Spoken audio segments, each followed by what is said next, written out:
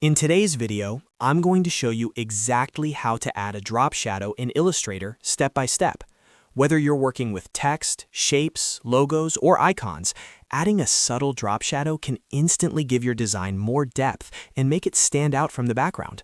The best part is that Illustrator makes this incredibly simple once you know where to find the settings. So if you want your designs to look more professional in just a few clicks, you're in the right place. And if this tutorial helps you out, make sure to hit that like button and subscribe to the channel for more easy Illustrator guides just like this. Alright, let's jump right in. First, open your project in Adobe Illustrator. You can add a drop shadow to almost any object, including shapes, icons, illustrations, and even live text. Start by selecting the object or text that you want to apply the drop shadow to. Use the Selection tool, which is the black arrow at the top of your toolbar, and simply click on your object. You'll know it's selected when you see the bounding box appear around it. Once your object is selected, go up to the top menu and click on Effect.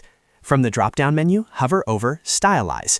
A secondary menu will appear, and from there, click on Drop Shadow. As soon as you click it, a new dialog box will open with all the drop shadow settings. Now, this is where you can fully customize the look of your shadow. The first setting you'll see is Opacity. This controls how dark or light your shadow appears. If you want a subtle, realistic shadow, try lowering the opacity to somewhere between 30 and 60%. If you want something more dramatic and bold, you can increase it closer to 75% or higher.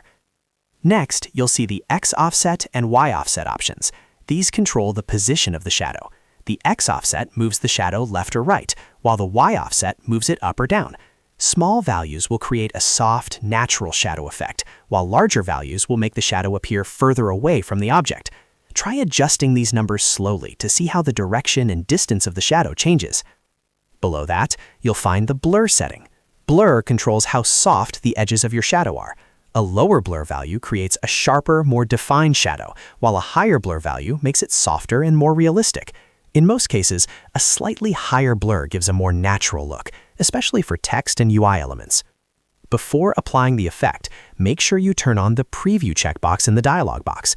This is very important because it lets you see the changes in real time on your artboard. With Preview enabled, you can experiment with different opacity, offset, and blur values until you're completely happy with how the shadow looks. If you want to refine it even more, you can also adjust the blending mode at the top of the panel. Multiply is usually the default and works well for most designs, but depending on your background and colors, you can experiment with other blending modes to achieve different visual effects. Once you're satisfied with all your settings, simply click OK. Illustrator will instantly apply the drop shadow to your selected object.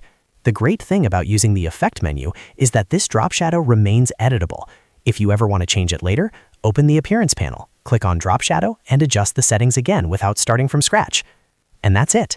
That's how you add a drop shadow in Illustrator quickly and professionally. As you can see, it only takes a few clicks, but it can make a huge difference in how polished your design looks. If this video helped you, make sure to like and subscribe for more Illustrator tutorials, and let me know in the comments what you'd like to learn next. Thanks for watching, and I'll see you in the next one.